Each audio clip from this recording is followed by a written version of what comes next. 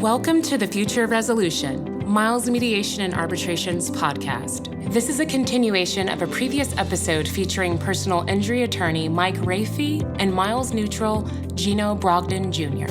So I want to change gears just a little bit.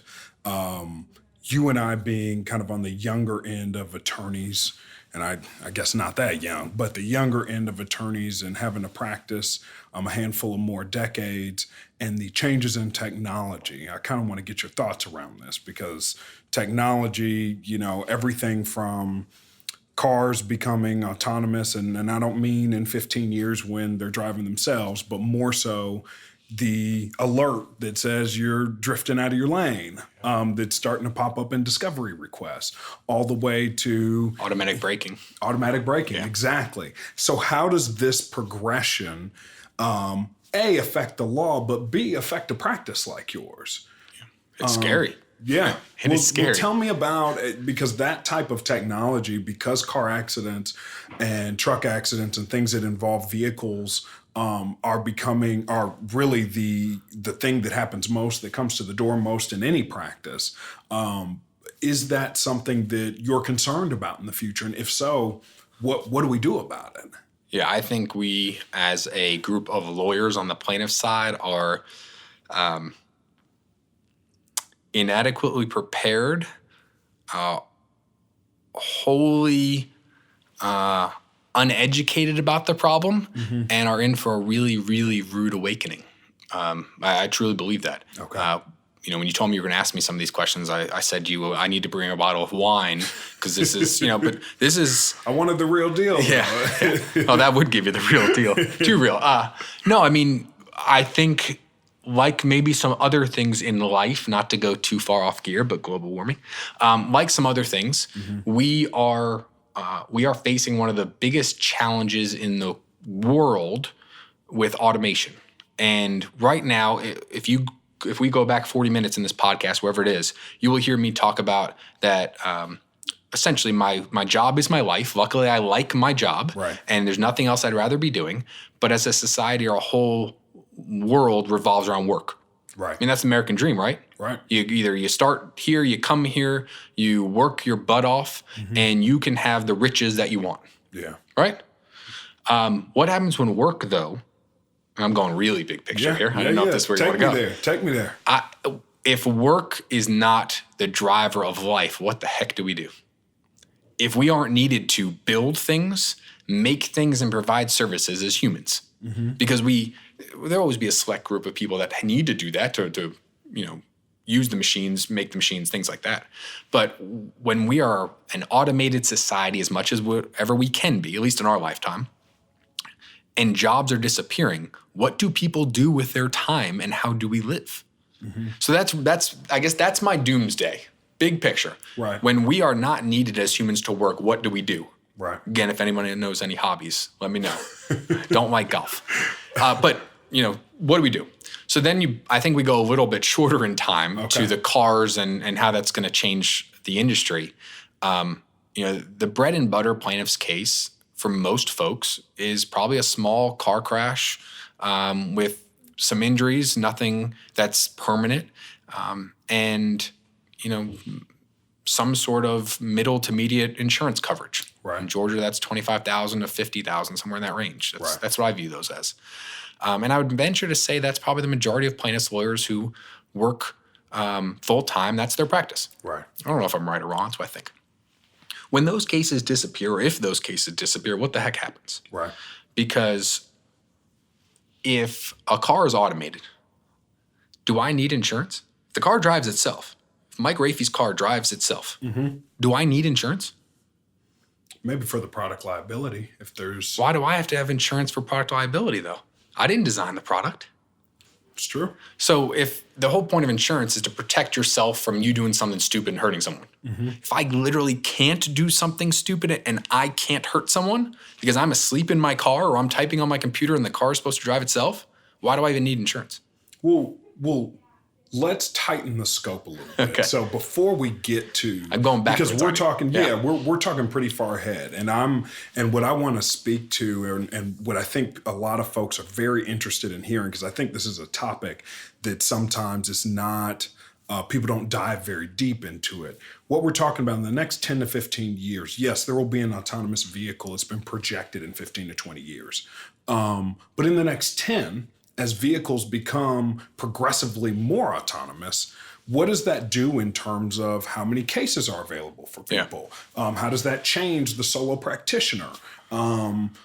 Just kind of the progress of technology, whether it is cars, whether it is, machines that clean floors, what does that do to most of us out here who are hanging our own shingle, who, are depending on these cases? I worry that we're all going to be aviation lawyers. And what I mean by that is if you look at an older lawyer, somebody who's been around for 50 years, and you look at their website, I can almost guarantee you that they have a specialty in aviation law.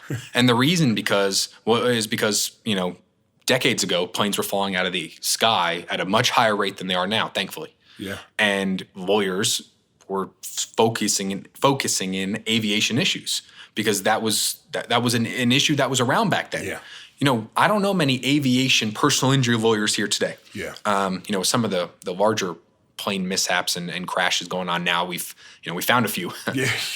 But, that is not a budding area of the law. Right. I worry in 10 years that cars are going towards aviation. And they are already because, cars are extremely safe. Let's just talk about safety of cars. Right. Somebody calls me up and says, I'm in the hospital. Or let's say my loved one is in the hospital. They're really, really hurt. And really, really hurt to different people means very different things. Right. Dealing with the cases we deal with, really, really hurt is really, really hurt. Yeah. But somebody calls you up and says, my loved one's in the hospital. I bet you, I've never actually tried this, but I bet you I could tell you how bad their injuries are by the type of car they were in. If it starts with 1990 something or 1908, those are really bad injuries. Yeah. If it starts with 2010, 2000 and whatever, your injuries are probably much, much less severe than if they were in that 1990 car. Right. So, we're all in the danger of that anyway, where cars are getting safer and, we're not going to be driving pillows around where you can't get hurt. Right. But as cars progressively get safer, less cases are going to happen. That's natural.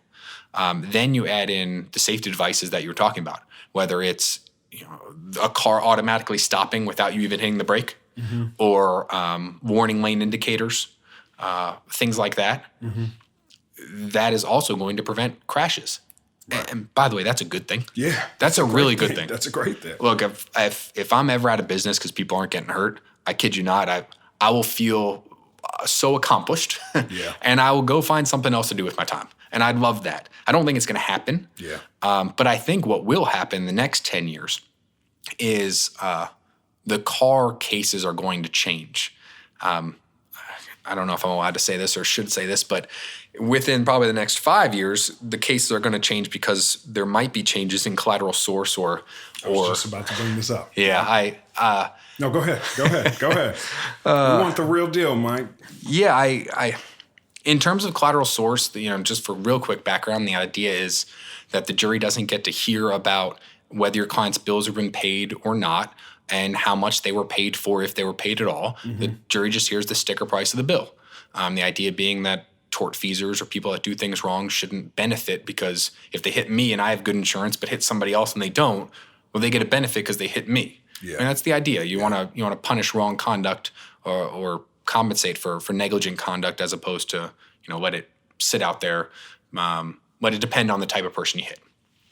But there's been we are one of the last states that has such a very strong collateral source rule, and there's been from my perspective, there's been an attack on the collateral source rule, especially this year. I mean, it got there's been attacks on the collateral source rule, which will greatly change the way I think we all practice.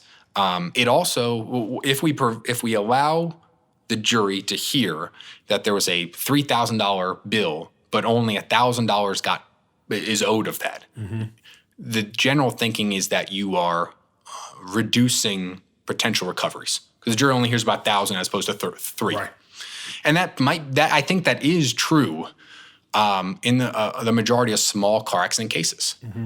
If you take away the profits, the recoveries, you're also taking away business profits from people. If they were used to getting a third of $3,000, now they're getting a third of $1,000. Right. Eventually, at some point, those cases are going to become, I don't know the right word here. They're going to become bad business decisions because you're not going to be able to make a profit and run a business and give the client what they need. Yeah. It's just not possible. Yeah.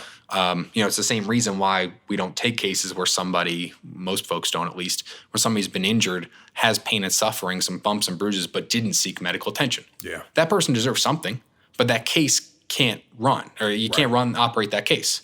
I've been listening to the podcast, Dr. Death. In one episode, it's episode 6. One episode in there talks about the caps on med mal cases in Texas, which is $250,000 in pain and suffering. Right. So all those people that were victims in that in this real life thing that happened with this crazy doctor, they had trouble getting med mal lawyers because it didn't make business sense to take on a case like that because of costs and risk and things like that. The bar for car cases is going to start moving up and up and up and up and up. So, I used to be able, this is some lawyer talking, I used to be able to take a $3,000 car wreck, but now whether it's because of technology, safer cars, or because of collateral source changing or something else changing. Candor. Yeah. Then now it's my threshold isn't 3,000, my threshold's 5,000, or my threshold's 10,000. Right. And as that bar goes up, two things happen. More lawyers are trying to do the work that I do. But everybody's now looking for a higher case, and people are doing that already. Right. The second thing is you expand the group of people, the group of injured people that can't get representation. That's what you're doing. As that bar goes to 2,000, 3,000, 5,000, and 10,000, you now have all those people that are hurt with $10,000 and less in actionable damages. Those people can't get representation. And I don't think that's fair, but I think that's where we're going. Now we go to the 15 or 20 year time frame where every car case is a products case. Well, now it costs $50,000 to run a cheap products case. Right. I'm making that up. That's not actually true. It's Right. way more than that. Right. But let's imagine we can get a self-driving automated car products case to $50,000, or even, heck, let's say $25,000. So minimum I'm going to spend on this case is $25,000. Well, what do I need to recover to make that a good business decision? Do you think that there is any possibility that, for example, one of the things that makes a products case expensive is the expert, and that these experts and some of the things that make these cases expensive react to the market and try to make it a little bit less expensive so that lawyers can litigate these cases more effectively? Now, inevitably, there will be less just because of the technology. And you can't, once collateral source changes, and if and it shouldn't. But anyway, yeah, it will disenfranchise a lot of people. And so then what is the effect on the lawyer that hangs their own shingle and takes what comes in the door? Can that person survive? And if so, how? I don't think that person can survive as a plaintiff's only practice. If you are dealing in, below minimum limits, car cases. So you're churning and burning. Under $25,000 or in the $25,000 to $50,000 range, I don't think you have a job in 15 years. Well, then what about volume? So if you're doing volume in that case, that even though it was a low-level case for you, that was $3,000 becomes $1,000. How does that affect the model? Do you cut down? Do you cut down overhead? What? I think what happens is the quality of services cut down on people who are injured. I think it's the first thing to go. So instead of hiring 10 more people to work on the more cases, the 100, 200, 300, whatever it is. And I've never worked at a volume shop, so I don't know the details here. But, if you have to add cases and keep staff the same because of business realities, I need more cases so I can make more money. But I either need to keep my staff the same or reduce my staff, again, because I need to make more money or need to make more money per case. So I'm still making the same amount of money. If that happens, the first thing that happens is reduction in quality representation, and injured people aren't going to be getting the best representation. And maybe services come along and can do that, but check LegalZoom. Yeah. LegalZoom is supposed to revolutionize the legal industry, so you don't need lawyers. Yeah. Here we are. what's happening is people are going to get their will on LegalZoom and then finding out, it's not executed properly. I used a form from South Carolina, but I needed a Georgia form or vice versa. Right. So I don't see any clear alternatives coming. I hope, I guess, if automation continues the way it is, that less people get hurt and that insurance companies begin to deal with claims differently. Because right now, insurance companies make money in one of two ways, or both.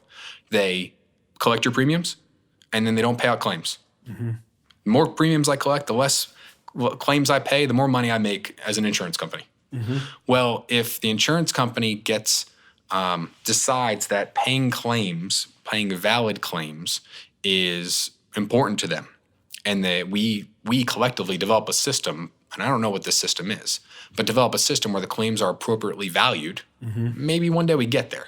But I don't think the business interests of publicly held companies, like insurance companies for the most part, are going to get there anytime soon. Yeah. I mean, it's just not going to get there. We see what's going on with Allstate right now as we speak. Everybody I know in the world is trying case against Allstate and hitting them for verdict after verdict because they won't pay fair value on claims.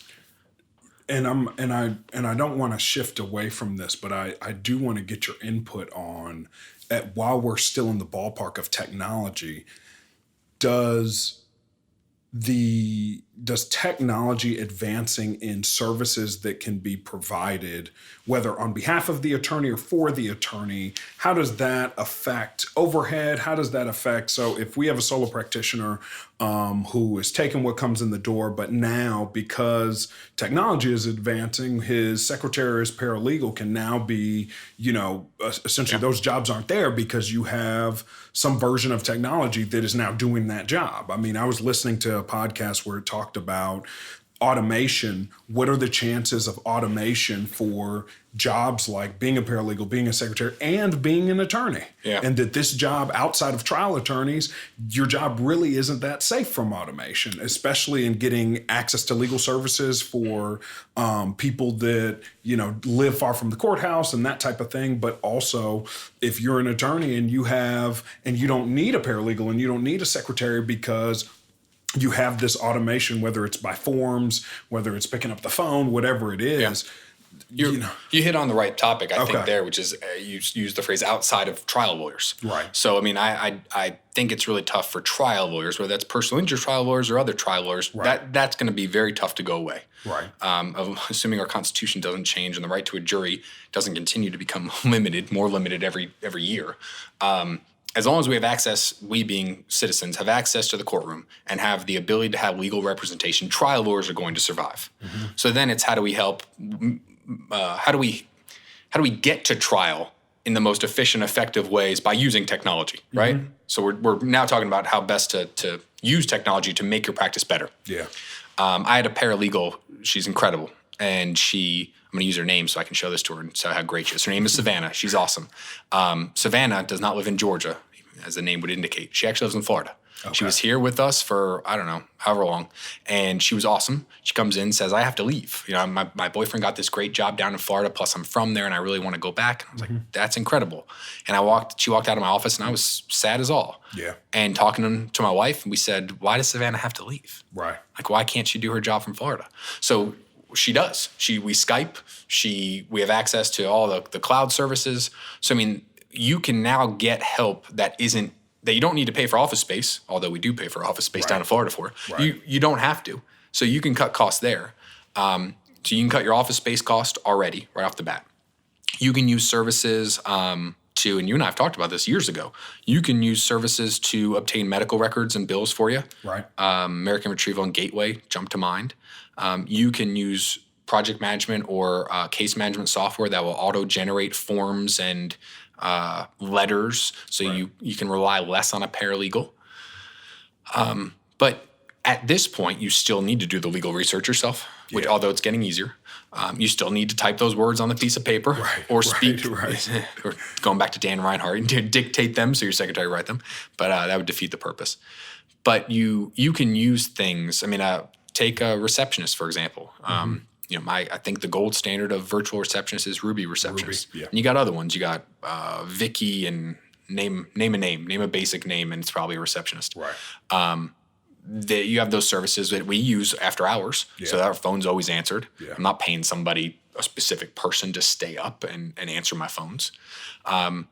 So what I would say is before you make a capital investment of space, physical location, or of people, think about what the most effective way that you're going to spend your money as a new firm, or even a firm that's trying to reduce the bottom line. Yeah. But again, married to a CPA who I kid around that she has an abacus and is always pinching pennies and trying to reduce costs. Reducing costs is great. Yeah. But there's a line where it's better to spend some money to make some money. Yeah. I don't think the Rafi law firm will ever be 100% virtual. Yeah. Because the collaboration ability and the positive effects we get from being in the office together, whether it's talking about case or just having fun, I don't think that can be replaced. Yeah. So technology is great as long as we use it the best we can, and as long as we make sure that it is the best way to work. Yeah. Well, it's interesting you say that, because one of the things kind of coming up on the end of our time here, one of the things in talking about technology I immediately thought of is not only my firm, but mediating here at Miles. And can a mediator be replaced? Can a robot go back and forth and carry numbers? And there's a lot more to mediation than that. And so it gave me some security in that, and that this takes a special person, and you're doing more than care, or a good mediator is doing more than just carrying numbers back and forth. But it also is one of those things I feel like in both of our industries that we have to watch technology to see what good and bad comes with it, because there is a human element to the plaintiff's practice, just like there's a human element to mediation, and that's how you get your best results. Well, I mean, big picture, what are our jobs? Meaning, as a personal injury lawyer, I know you are too, and a mediator. I can't speak on the mediator side, but I'm going to guess here. Okay. I think generally it's two things for any successful business. One is to make money, and two is to make people feel good. Yeah. I've yet to meet a computer that make me feel good. Yeah. But should that happen, I'm all for it. If I can get the same experience that I can, it's crossed my mind to try to mediate on the phone. But there is something to being in the building, and there is something to seeing facial reactions. Yeah. There is something to that experience that makes people feel good, gives you the best chance to settle your case, Right. And gives you the best chance to work your case in whatever way you need to if mediation doesn't work, because you can learn things. I mean, I'll tell you, being specifically at Miles in the kitchen, being there, I have settled cases. Yeah. I have gotten new referrals, which is how I op. I mean, that's all my cases come from referrals. Right, I've seen so-and-so and be like, hey, man, I haven't seen you in a while. I was just thinking about you. I got this case. I've given referrals in the kitchen and watching ESPN. Yeah. I've made clients feel good and gotten them money. I mean, there's that kind of experience. I don't know if it's the same whether I'm sitting in my office and the other lawyer's sitting in their office. Right. One thing I'm going to have happen before you stop mediating, though, is I'm going to sit in my office and I'm going to have my client there, and I want to see if you can be a Bird scooter or a Lime scooter to another office and provide the information back and forth. So maybe that's the technology. I'm on 14th and West Peachtree. You can go to 14th and Peachtree. I don't know who's there, but you can ride your Bird back and forth. Right.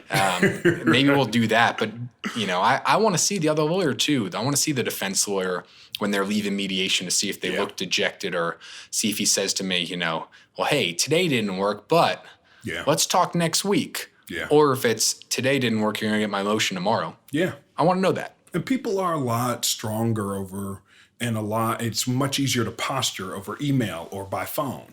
And so there is this human element where you strip some of the barriers down, which is visual and which is psychological, but it works at mediation.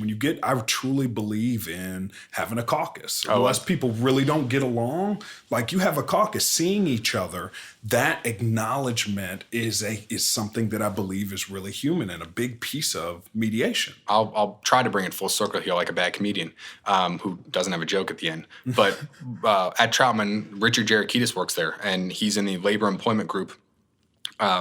You can find him any day you want from probably around 7:30 or 8 o'clock at the Silver Skillet. That's where he goes. Yep. And I kid around, he doesn't even get anything good. He gets like, I don't know, egg whites or something, but he's always there. So I once had a case with him where I was helping one of his clients, and we were just having we're having tough luck on the other side with communicating. And it was part us, probably part the other side. And he goes, why don't you just go over to their office? I was like, what do you mean you go over to their office? You mean like leave my office and go somewhere? He's like, yeah, thought. Yeah. He's like, Right. get in your car. Right. I was like, whew, Richard, man, you're crazy. But I did. And I've done that since. I've done that in other cases. I've done it with Howard Lessinger. I've done it with Scott Masterson. I've done it with a whole bunch of people. I said, hey, let me come over. Yeah. And you can't expect that you're going to be able to sell ice to Eskimos when you get over there. Right. You're not going to settle your case. They're not going to ever say to you, you are right, Mike. Right. But you're gonna be able to at least get a face to a name. Yeah. You're gonna be able to see their reaction, and you're going to have to be respectful to them unless you're a complete jerk. Right. And they're gonna be respectful back to you, and it's gonna help you a ton with. I'm going to wrap everything up here. With your work-life balance, you're going to feel better about your work, and you're going to feel good about how you are conducting yourself as a professional in this practice, in this profession that we have. Yeah. Because everybody kids around or says when you're growing up, you can get a law degree, you can do everything you want, anything you want, law degree. Well, yeah, I can do anything I want in Georgia. Right. I can't do anything I want in California until I sit for that bar. Right. So 90-something% of these lawyers that are in this metro Atlanta area and all throughout Georgia, we're going to be stuck with each other for a long time. Right. So pick up the phone, go over to their office. I think the Atlanta Bar Association does an amazing program. I know you've been on the board over there with bring your what do they call it? Bring your adversary to lunch. Yeah, those are great ideas. Yeah. And I wish more folks did that because you can take this job personally and be personally invested. And you can take positions that the other side doesn't like. Yeah. But that doesn't mean you don't have to. That doesn't mean you can't like the other person. Right. I mean, if somebody pushes back on me and is a good lawyer and knows what their role is, and we go back and forth, that's awesome. That's fun. Yeah. It's not that I dislike you. We're fighting our two positions, our hand-to-hand combat. Yeah. But at the end of the day, we can shake hands or fist bump or whatever and say, that's cool. Let's do that again soon. Yeah. So that's what I hope we're all able to do one day. And coming to mediation also gives you that ability because you're meeting your adversary. No matter what, you're going to be in a room with that person together. Right. And, what I tell my clients is I'm going to talk really, really, really nicely about those lawyers. Whether it's true or not, usually it's true. I'm going to tell them what great lawyers they are and how good they are at their job. Because it's true, because I want them to respect me and I want them to know I respect them. And also I'm not going to spit on somebody's shoes when I'm trying to get them to offer money to my client. Right, exactly. Just like they're not going to tell me I'm a terrible lawyer and say I should take nothing from my case. Right. Usually. Yeah, usually. Well, that brings us right back to kind of the beginning and full circle, which is civility. And mutual Not respect. where we expected to go on this, I don't think. Right, it's funny how that worked out. Yeah. Well, Mike, thanks so much for doing this with me. As usual, I got a lot of respect for you and appreciate your time here today, man. And thanks a lot. Well, thank you. And, doing things like this and hopefully, just talking about all types of issues, whether it's civility, whether it's professionalism, whether it's automation or whether it's work-life balance, I think benefits everybody. So I hope you all keep doing this. I appreciate it, man. And go Dogs. You've been listening to The Future of Resolution, the podcast. You can follow The Future of Resolution on Miles Mediation and Arbitration's Instagram, Twitter, and Facebook. If you haven't yet, go to Apple Podcast, Stitcher, Spotify, and subscribe, rate, or review this podcast. Join us soon for another interesting discussion. Thank you for listening.